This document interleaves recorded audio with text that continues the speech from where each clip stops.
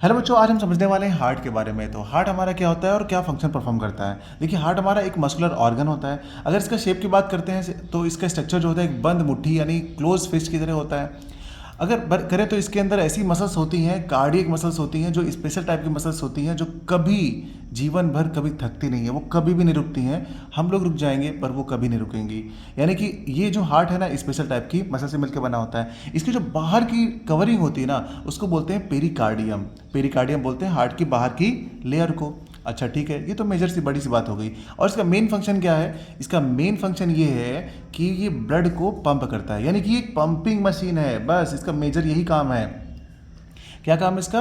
Blood को पूरी body तक बस पहुंचाना, सिर्फ पंप करना। यहाँ पे कोई प्योरिफिकेशन वगैरह नहीं होता है कि यहाँ पर ब्लड आया उसका कुछ प्योरिफिकेशन वगैरह हो, ऐसा कुछ नहीं होता है यहाँ पे। बस आता है और मशीन के थ्रू बाहर चला जाता है। ठीक है ना? अच्छा, अब इसी को हम डिटेल में समझेंगे आखिर ये कहाँ कहाँ आता है और कहाँ कहाँ से जाता है। अच्छा देखिए, हमारे हार्ट की बात करते हैं बेटा, तो हार्ट में हमारे 4 चैम्बर होते हैं। कितने चैम्बर? 4 चैम्बर।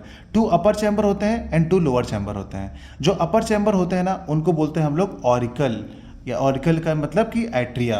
अब चलिए इसकी नेमिंग कर लेते हैं पहले। तो बच्चों, हम लोगों ने कर ली इसकी लेबलिंग। तो लेबलिंग कर ली है। अब देखिए, अभी मैंने आपसे बताया था कि इसके 4 चैम्बर्स होते हैं। 4 चैम्बर, 2 अपर चैम्बर, 2 लोअर चैम्बर। अपर चैम्बर को हमने क्या कहा था कि ऑरिकल बोलते हैं। अगर जो हमारा राइट साइड में प्रेजेंट होगा उसको बोलेंगे राइट ऑरिकल, जो लेफ्ट साइड में प्रेजेंट होगा उसको बोलेंगे लेफ्ट ऑरिकल। इस ऑरिकल के जस्ट नीचे होगा वेंट्रिकल, और इधर भी ऑरिकल के नीचे जस्ट होगा वेंट्रिकल। लेकिन इधर वाले ऑरिकल के नीचे जो वेंट्रिकल होगा उसको बोलेंगे राइट वेंट्रिकल, और लेफ्ट वाले ऑरिकल के नीचे जो वेंट्रिकल होगा उसे बोलेंगे लेफ्ट वेंट्रिकल। क्लियर है ना? आपको पता है अपने हार्ट के अंदर कितनी वॉल्व्स लगी होती हैं? 4 वॉल्व्स लगी होती हैं। कौन कौन सी? ट्राइकस्पिड, बाइकस्पिड, पल्मोनरी वॉल्व और ऑर्टिक वॉल्व। ये 4 टाइप की वॉल्व लगी होती हैं। वो वॉल्व का क्या काम है? वॉल्व का काम ये करती हैं बेटा, हमारे ब्लड को बैक फ्लो नहीं होने देती है, यानी इसको वापस नहीं आने देती हैं। बस अगर आप इतनी चीज़ें जान चुके हैं तो अब आ जाइए इसके बारे में डिटेल से समझते हैं। देखिए, इस हार्ट में जो ब्लड आता है पूरी बॉडी से, वो कहाँ कहाँ से आता है? देखिए, सबसे पहले जो ब्लड एंट्री करेगा हार्ट में, किस वाले पार्ट में जाएगा? तो वो आपका जाएगा राइट ऑरिकल में। राइट ऑरिकल को ही बेटा एट्रियम भी बोलते हैं। ठीक है ना? तो राइट ऑरिकल में ब्लड कलेक्ट होगा। अच्छा, कहाँ कहाँ से आएगा? ये सुपीरियर वेना कावा से आएगा। सर, सुपीरियर वेना कावा और इन्फीरियर वेना कावा नीचे वाला है। इसका क्या मतलब है? देखिए, हमारा हार्ट जो है वो लोग चेस्ट के आसपास, चेस्ट में ही है, अंदर साइड में। तो होता ये है कि जो अपर रीजन है, लाइक जैसे हेड रीजन हो गया, तो ऊपर से ब्लड आएगा तो सुपीरियर वेना कावा से आएगा, और नीचे वाले रीजन से आएगा, लाइक पैर से आ रहा है, कमर से आ रहा है, पेट से आ रहा है, तो ब्लड जब नीचे वाले रीजन से आएगा तो किधर से आएगा? इन्फीरियर वेना कावा से। और जो साइड से आएगा वो आपका मेन वेन से आएगा। ये आपकी मेन वेन है। ये दोनों पार्ट आपकी मेन वेन है, ये वाला और ये वाला। यहाँ पे मैंने ग्रीन कलर से लगा रखा है, इधर से ब्लड आ रहा है, ये इम्प्योर ब्लड है। इन तीनों जगहों से जो ब्लड आ रहा है बेटा वो इम्प्योर है। इम्प्योर होने का मतलब उसमें ऑक्सीजन बहुत ही कम है, ना के बराबर है, बस कार्बन डाइऑक्साइड ही है उसमें। ठीक है ना? इसका मतलब वो ब्लड कैसा हो गया? इम्प्योर हो गया। तो कहाँ कहाँ से आ रहा है? सुपीरियर वेना कावा, आपका ये हो गया मेन वेन, और हो गया इन्फीरियर वेना कावा। और कलेक्ट कहाँ पे होगा बेटा? ये आपका राइट ऑरिकल में पहली बार। फिर जब ये राइट ऑरिकल कॉन्ट्रैक्ट करेगा तो यहाँ से ब्लड नीचे होता हुआ, ये जो एक वॉल्व दिख रहा है, इस ये जो आपको दिखा रहे हैं ना, वाइट कलर के बना रखे हैं मैंने बेटा यहाँ पर, ये सारे के सारे वॉल्व हैं। तो ये पहला वॉल्व हमारे यहाँ पे मिल रहा है जिसको बोलते हैं हम लोग ट्राइकस्पिड वॉल्व। क्या, कौन सा वॉल्व है ये? Tricuspid valve. ये हो जाएगा आपका ट्राइकस्पिड वॉल्व। ठीक। अब ट्राइकस्पिड वॉल से ब्लड होता हुआ आया आपके राइट वेंट्रिकल में, और राइट वेंट्रिकल जब कॉन्ट्रैक्ट किया तो ब्लड आपका इस वाले पाथ से होता हुआ, ये पाथ कौन सा है? ये जो पाथ है आपका, ये है पल्मोनरी आर्टरी। हार्ट के अंदर प्रेजेंट होती है, ये है पल्मोनरी आर्टरी। और ये जा रही थी आगे 2 पार्ट में डिवाइड होगी, आधी इस तरफ और आधी इस तरफ। 2 तरफ जाएगी। क्यों? क्योंकि हमारी बॉडी में 2 लंग हैं, 2 लंग्स हैं, तो दोनों लंग्स में एक एक के पास जाएगा। तो ये वाला रास्ता चला गया इधर वाले लंग्स को, इधर वाला लंग कौन सा हो जाएगा हमारा? Left lung. और इस तरफ वाला कौन सा लंग हो जाएगा? राइट लंग हो जाएगा। तो दोनों लंग्स के पास पल्मोनरी आर्टरी से ब्लड पहुंचता है। इतनी बात समझ में आई? लेकिन जब यहाँ से जा रहा होता है ना, तो यहाँ पे एक वॉल्व मिलती है, इस वाली वॉल्व को बोलते हैं पल्मोनरी वॉल्व। क्योंकि पल्मोनरी आर्टरी के रास्ते में वॉल्व लगी है तो इसको बोलते हैं पल्मोनरी वॉल्व। आसान है ना?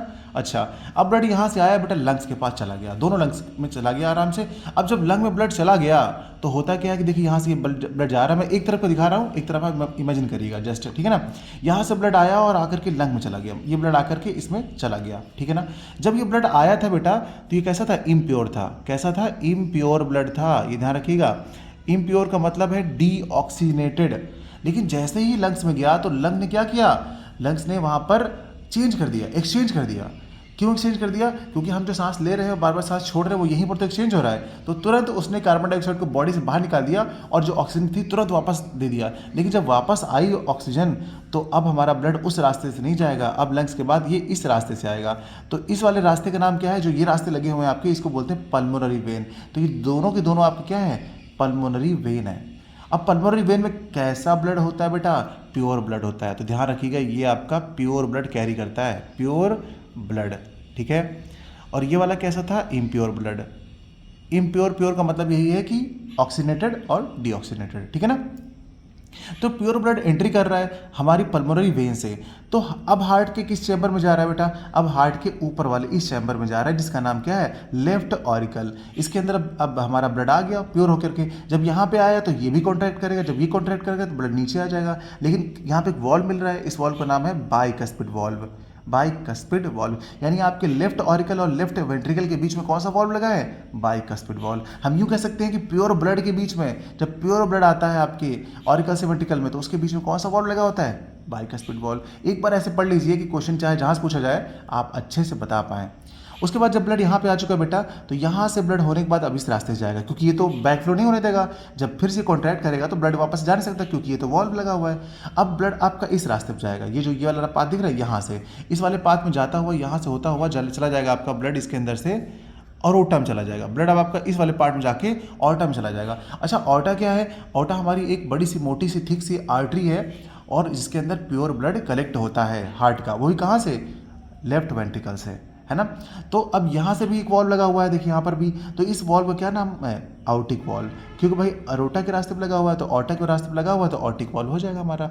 अब ये ऑर्टा है मतलब बड़ी सी पाइप जिसमें बहुत सारा प्योर ब्लड है।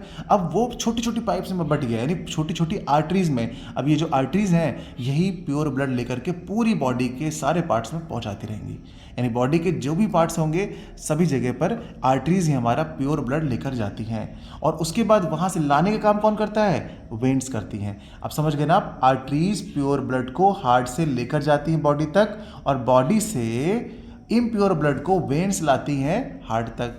समझ गए? लाने और ले जाने का काम। बस खाली एक्सेप्शन ये है कि इसके अंदर एक पल्मोनरी आर्टरी है, वो इम्प्योर ब्लड को कैरी करती है, और इसके अंदर यहाँ पे इस तरफ एक पल्मोनरी वेन है जो कि प्योर ब्लड कैरी करती है, ठीक है ना। ये थोड़ा सा खाली आपको ध्यान रखना पड़ेगा, बाकी बहुत इजी है। अब देखिए फिर से एक बार सुन लीजिए इसका फंक्शन क्या होता है। हार्ट हमारा होता है, उसमें 4 चैम्बर होते हैं हमारे पास, सभी को पता है। इसमें 4 वॉल्स भी लगे होते हैं, ठीक है ना। पूरी बॉडी से जो ब्लड आता है सबसे पहली बार हमारे किसमें? राइट ऑरिकल में आता है, वेन्स के थ्रू। जब आ जाता है यहाँ से तो यहाँ पे होता है कॉन्ट्रैक्शन, फिर जाता है हमारा राइट वेंट्रिकल में। राइट वेंट्रिकल में जाने के बाद यहाँ पर कॉन्ट्रैक्शन होता है तो पल्मोनरी आर्टरी से होता हुआ जाता है लंग्स के पास। लंग्स में हो जाता है वो प्योर, यानी वहाँ पर एक्सचेंज हो जाता है गैसेस का, और प्योर होने के बाद फिर से वो आता है हार्ट के अंदर, लेकिन पल्मोनरी वेन्स के रास्ते से। और जब इसके अंदर एंट्री करता है तो यहाँ पर फिर से कॉन्ट्रैक्शन हो जाता है, तो ये होता है लेफ्ट वेंट्रिकल में, और लेफ्ट वेंट्रिकल में कॉन्ट्रैक्शन होता है तो पहुँच जाता है ऑर्टा में, और ऑर्टा से हमारी बॉडी तक फिर से पहुँचता रहता है। बार बार यही फंक्शन चलता रहता है, यही है सिंपल सा हार्ट का फंक्शन। आई होप कि आप बच्चों समझ गए होंगे। एक और पार्ट मैंने आपको नहीं बताया यहाँ पर, इसका नाम है सेप्टम बेटा। ये सेप्टम होता है आपका, ठीक है ना, सेप्टम इसको बोलते हैं। ये आपका मस्कुलर पार्ट होता है, आपका यहाँ पर मेम्ब्रेनस पार्ट होता है। और ये वाला पार्ट क्या होता है, जैसे कि आपका बहुत तेजी से आपका हार्ट कॉन्ट्रैक्ट एक्सपेंड करता है, तो उसमें ये हेल्प करता है। और ये हमारे वेंट्रिकल और ऑरिकल्स को मिलने नहीं देता है, यानी एक बाउंड्री का भी काम करता है ना। अच्छा, अगर यही सेप्टम आपका वेंट्रिकल के बीच में आ जाएगा तो इसको बोलेंगे इंटरवेंट्रिक्यूलर सेप्टम, और ये अगर ऑरिकल के बीच में आ जाएगा तो उसको बोलेंगे इंटर ऑरिक्यूलर सेप्टम। नाम तो वही है सेप्टम, बस खाली वहाँ पर जाने पर उसको चेंज कर देते हैं। आई होप कि अब आप समझ गए होंगे। चलिए मिलते हैं अगली क्लास में एक नए टॉपिक के साथ, जब तक आप इसको पढ़िए और रिवाइज करिए। बाय बाय बच्चों।